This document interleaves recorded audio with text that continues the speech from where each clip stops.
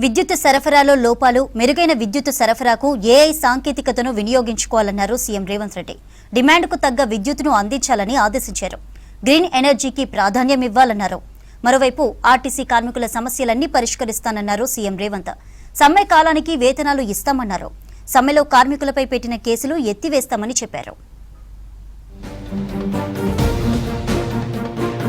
రాష్ట్రంలో విద్యుత్ సరఫరా వ్యవస్థను ఆధునీకరించడంతో పాటు భవిష్యత్ అవసరాలకు తగ్గట్టుగా విద్యుత్ రంగాన్ని బలోపేతం చేయాలని అధికారులను ఆదేశించారు ముఖ్యమంత్రి రేవంత్ రెడ్డి.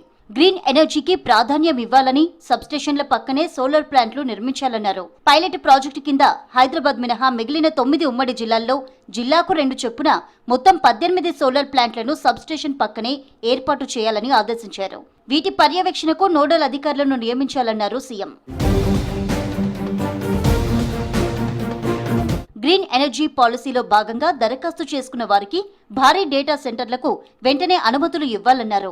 హైదరాబాద్ ఎంసీహెచ్ఆర్డీలో డిప్యూటీ సీఎం భట్టి విక్రమార్కతో కలిసి విద్యుత్ శాఖపై సుదీర్ఘ సమీక్ష చేశారు సీఎం. రాష్ట్రంలో కరెంటు కోతలు లేకుండా సరఫరా లోపాలను అరికట్టేందుకు ఆర్టిఫిషియల్ ఇంటెలిజెన్స్ సాంకేతికతను వినియోగించుకోవాలని సూచించారు. ట్రాన్స్ఫార్మర్లపై ఓవర్లోడ్ పడకుండా పక్కా ప్లానింగ్ ఉండాలని సూచించారు సీఎం రేవంత్ రెడ్డి. రాష్ట్రంలో కొత్తగా వస్తున్న పారిశ్రామిక వాడలు, హైస్పీడ్ రైల్ కారిడార్లు, RRR లాంటి భారీ ప్రాజెక్టుల నేపథ్యంలో పెరగబోయే విద్యుత్ డిమాండ్ను దృష్టిలో ఉంచుకొని కొత్త సబ్స్టేషన్ల నిర్మాణాన్ని వెంటనే ప్రారంభించాలని ఆదేశించారు. తెలంగాణ రైతు పవర్ డిస్ట్రిబ్యూషన్ కంపెనీ లిమిటెడ్ ఏర్పాటుపై ఉద్యోగులు, సిబ్బందిలో ఉన్న అపోహలను వెంటనే తొలగించాలని సూచించారు సీఎం. స్వయం సహాయక సంఘాల మహిళలకు సోలార్ పవర్, సోలార్ స్టవ్ వినియోగంపై పూర్తి స్థాయిలో అవగాహన కల్పించాలన్నారు. ఆర్టీసీ కార్మికులు 3 రోజులు చేసిన సమ్మె కాలానికి వేతనాలు ఇవ్వాలని యాజమాన్యాన్ని ఆదేశించారు సీఎం రేవంత్ రెడ్డి. సమ్మె టైంలో ఆర్టీసీ కార్మికులపై పెట్టిన కేసులను కూడా ఎత్తివేయాలని అధికారులకు సూచించారు. జూబ్లీహిల్స్ లోని నివాసంలో సీఎంను కలిసి కృతజ్ఞతలు చెప్పారు ఆర్టీసీ జేఏసీ నేతలు. ప్రభుత్వంలో ఆర్టీసీ విలీనం, గుర్తింపు సంఘం ఎన్నికల అంశంపై అన్ని కార్మిక సంఘాల నాయకులు సమావేశమై సమగ్ర కార్యాచరణను రూపొందించుకొని రావాలని సూచించారు సీఎం. ఒకవేళ యూనియన్ల మధ్య ఏకాభిప్రాయం కుదరకపోతే ఏ యూనియన్ కు ఆ యూనియన్ తమ ఆప్షన్లు ఇస్తే కామన్ గా ఉన్న వాటికి ఆమోదం తెలిపి భిన్నాభిప్రాయాలు ఉన్న వాటిపై చర్చిద్దామని స్పష్టం చేశారు. ప్రతి ఏడాది ఆర్టీసీలో 2,000 కోట్లు డీజిల్ ఖర్చు అవుతుందని, ఈ ఖర్చు తగ్గించడానికే ఈవీ బస్సులను తీసుకువస్తున్నామన్నారు సీఎం రేవంత్ రెడ్డి. ఆదాయం పెంచుకోవాలంటే ఖర్చు తగ్గించుకోవాలని, దీనికోసం పక్కా ప్రణాళిక అవసరమని చెప్పారు. ఆర్టీసీలోని బకాయిలు తమ హయాంలో పెట్టినవి కావని, కానీ వాటిని చెల్లించే ప్రయత్నం చేస్తున్నామన్నారు సీఎం.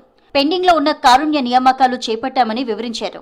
1000 ఈవీ బస్సులను కొనుగోలు చేసి మెట్రోతో అనుసంధానం చేస్తున్నామన్నారు. శంషాబాద్ లో 150 ఎకరాల్లో అంతర్జాతీయ స్థాయి బస్ టెర్మినల్ నిర్మిస్తున్నామని అన్నారు. ఇక గాజుల రామారంలో 100 ఎకరాల్లో బస్ టెర్మినల్ ఏర్పాటు చేస్తామని చెప్పారు. ఉద్యోగులకు 1000 కోట్ల రూపాయల బకాయిలు విడుదల చేశామన్నారు సీఎం. మినీ బస్సులను కూడా కొనుగోలు చేసి ఆర్టీసీకి అందిస్తామని చెప్పారు.